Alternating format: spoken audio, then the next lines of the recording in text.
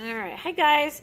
So if you were absent when we first started our Systems of Equations and Inequalities Unit 5 Part A, and you missed 5A.1, this is the video you should be watching.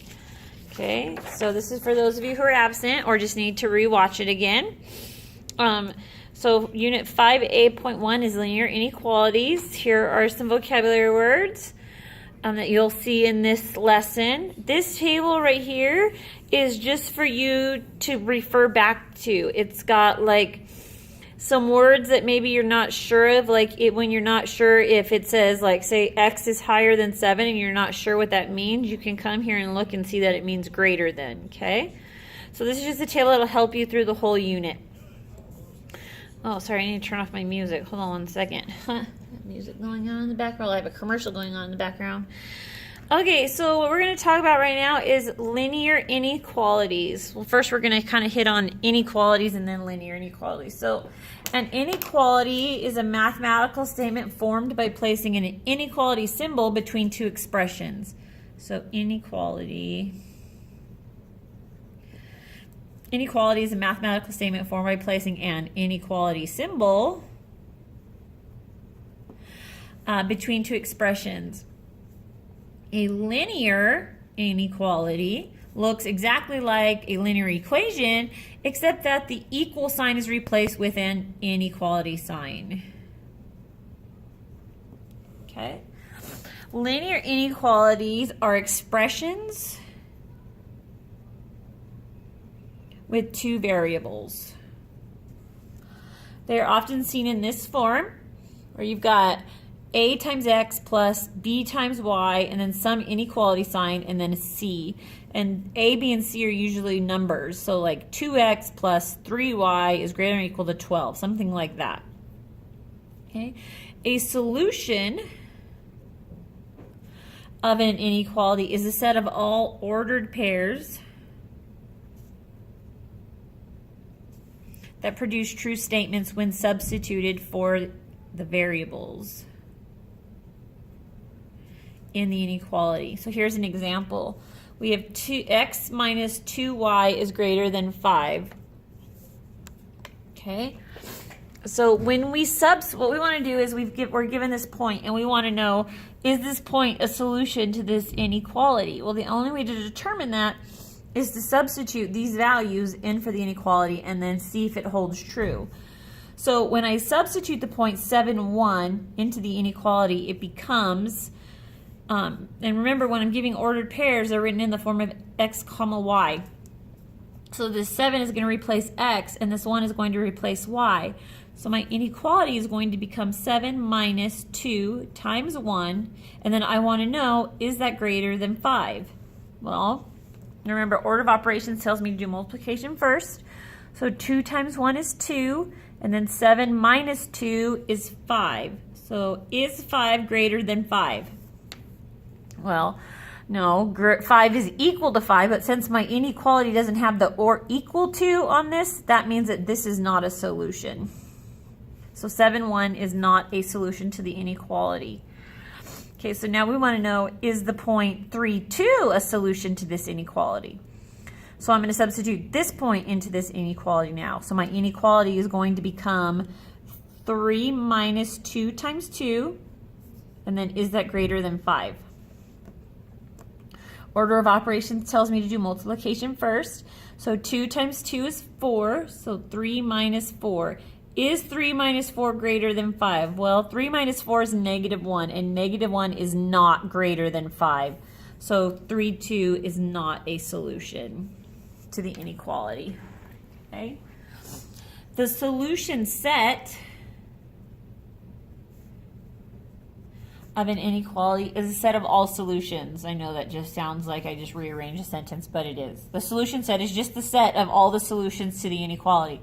So typically an inequality has infinitely many solutions, and the solution set is easily described using interval notation. Well, we're not going to be doing it in interval notation, but normally that's how you would see it. So for us, we're going to be doing it by graphing. Okay, so our next page, if you flip the page over, looks like this. We're given two graphs up here at the top with two inequalities that are graphed. And it says, above are two examples of how we graph linear inequalities. Graphing linear inequalities is different than graphing inequalities. Inequalities, like we did last lesson, like the last unit, we just took a test on, unit 4. Inequalities we graphed on a number line. Okay, but we graph linear inequalities on a coordinate plane, meaning a graph.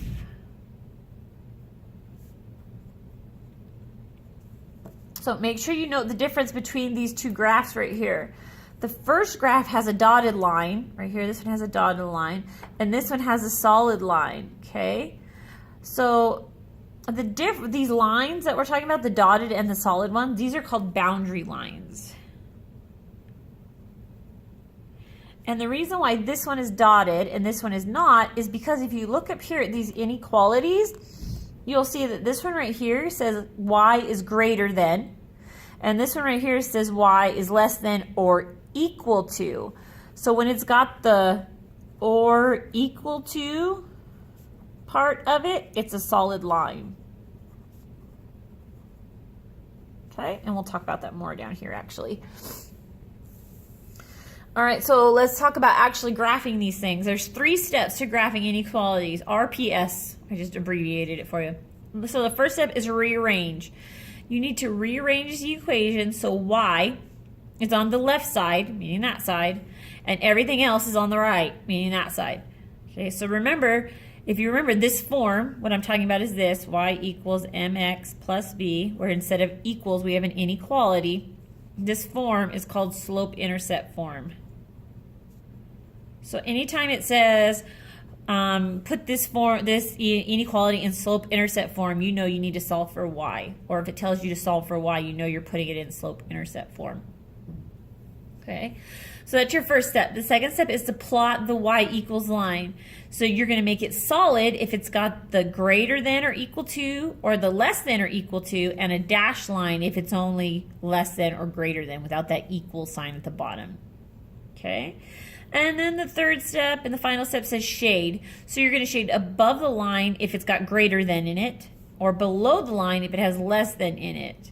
Shading is what makes a linear inequality different from a linear equation. Okay, so a linear equation we would graph just like this here, except that we wouldn't shade because the solutions would only be those ones that are on the line. In this case, it's the one on the line and everything that's not, or if it's dotted, it's just the stuff that's shade. Okay, so we're going to do one together. We've got this 2y minus x is less than or equal to 6. So our first step is to rearrange. This inequality right here is currently in a form that we call standard form. Okay, and we need to get it into slope-intercept form. So I'm going to rewrite it. 2y minus x is less than or equal to 6. And I need to solve for y. So to solve for y, I need to get y all by itself. Sometimes it might help to box or circle that variable and anything that's attached to it so you know what to work with first. So what you want to do is work with anything outside the box before you work with what's in the box. Okay, so this negative x is outside the box. So the opposite of that is to add x to both sides. Okay, when I do that, this side I'm left with just my 2y, and then my sign is less than or equal to. Now on this side, this is not 6x, it's not 7x, it's not 5x. This is 6 plus x. I cannot combine this with this. So it's just going to be written next to each other. 6 plus x, just like that. You could even write x plus 6 if you wanted. It doesn't matter which order you write it in. Okay, and since I didn't really give myself enough room, I'm going to write this up here now. 2y less than or equal to 6 plus x. Okay, now I've done everything outside the box. Now I want to do just my variable. So just my variable means that outside the box is this 2, and this 2 is multiplying it, so I need to do the opposite, which is divide. I'm going to divide by 2, divide by 2. Everything gets divided by 2. Okay, when I do that, these two cancel out, and I'm left with y. Now I divided by a positive, so I have to flip my sign. 6 divided by 2 is 3. And then remember when we have a variable just sitting here all by itself, there's this 1 in front of it. We just don't write it unless we need it. Well, right now we need it. So what I'm going to do is I'm going to leave this in fraction form because it's my slope. And if I don't leave this in fraction form, I don't know how to graph my line. So I need to leave it as a fraction. So I'm going to pull out that 1/2 and then put x next to it like that. Okay? So now I need to plot. Now that I've put it in y-intercept form, slope-intercept form, I need to plot it. So remember, y equals mx plus b. The m in this equation is our slope. Now, notice how my x is over here and my b is over here. That means it doesn't matter which order this is in. It's whatever one has an x with it. So in this case, this one, whatever has an x, that's your slope, not the one that's last or first, okay? So our b is our y-intercept.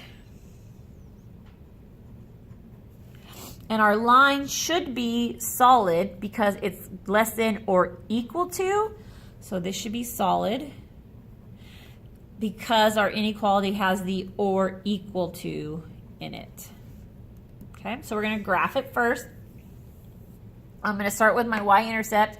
In this case, my y-intercept is 3 because it's the one without the x. So I graph that on my graph here. Move that up a little.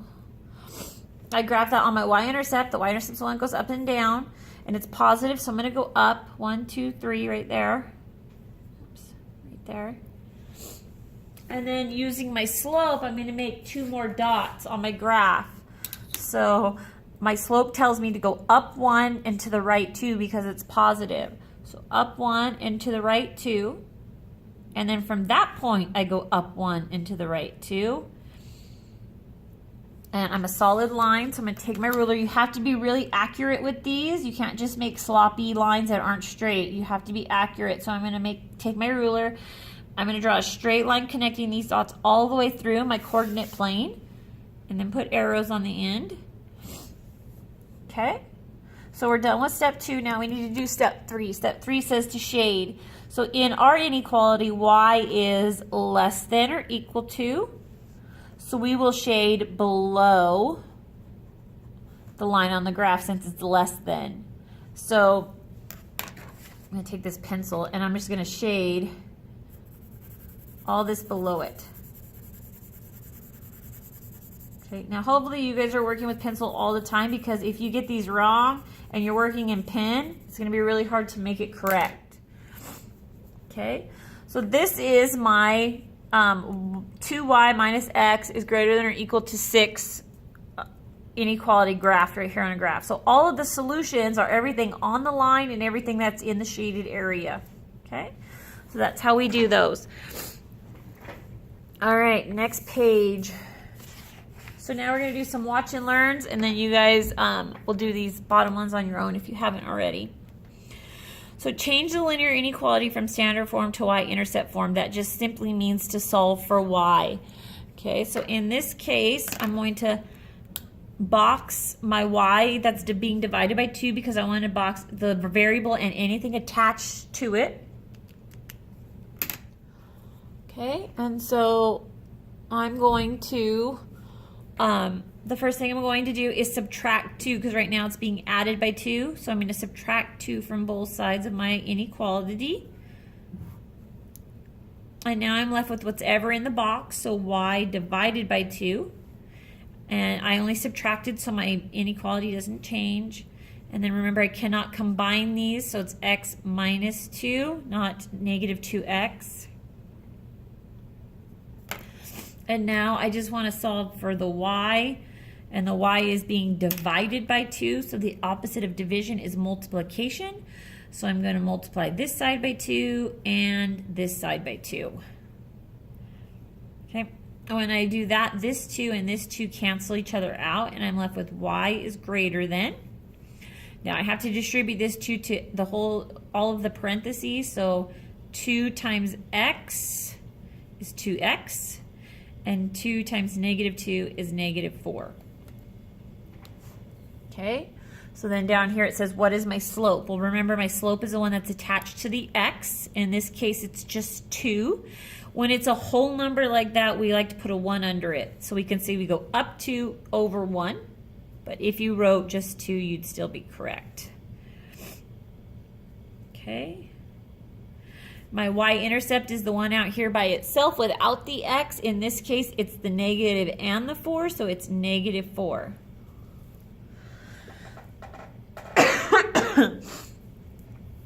All right, next one. Next one says the same thing. Change the linear inequality from standard form to slope-intercept form. So I'm going to solve for y. Now I'm going to box everything that is attached to y. Now this 2 is attached to y, and this negative sign goes with the 2. So this is all attached to the y. Now out here, I have this 4x that's sitting here that I need to move over to the other side. Well, since it's a positive, there's no sign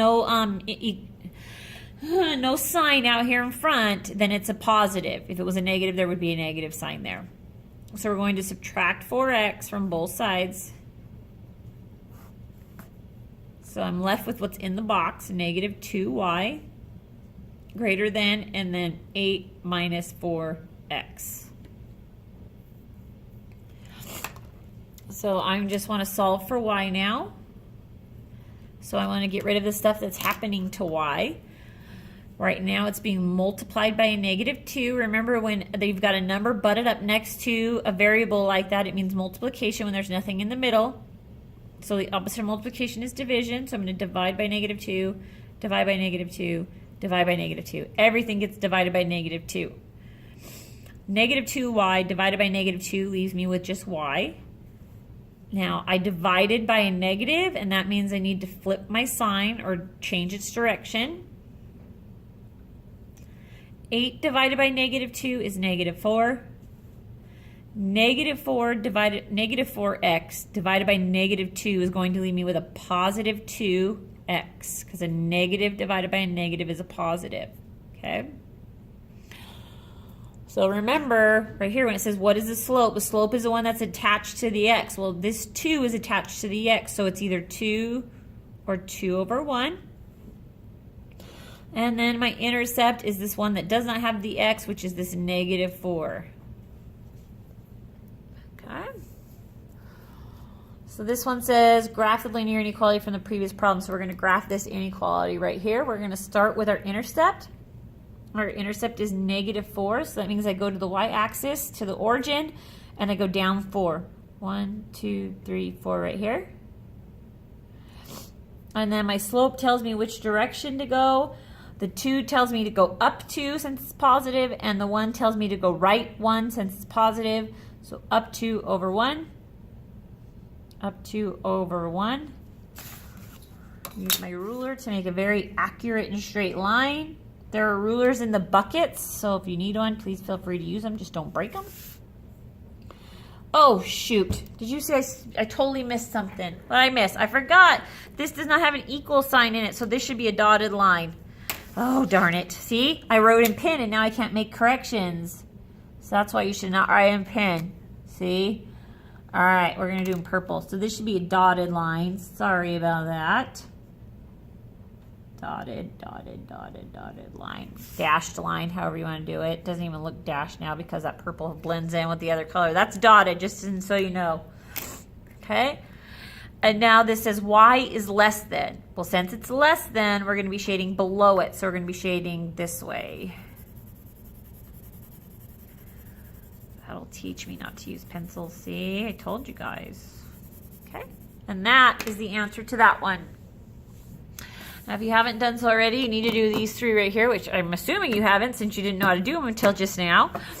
Okay, so make sure you get those done. And if you have any questions, please let me know. Thanks.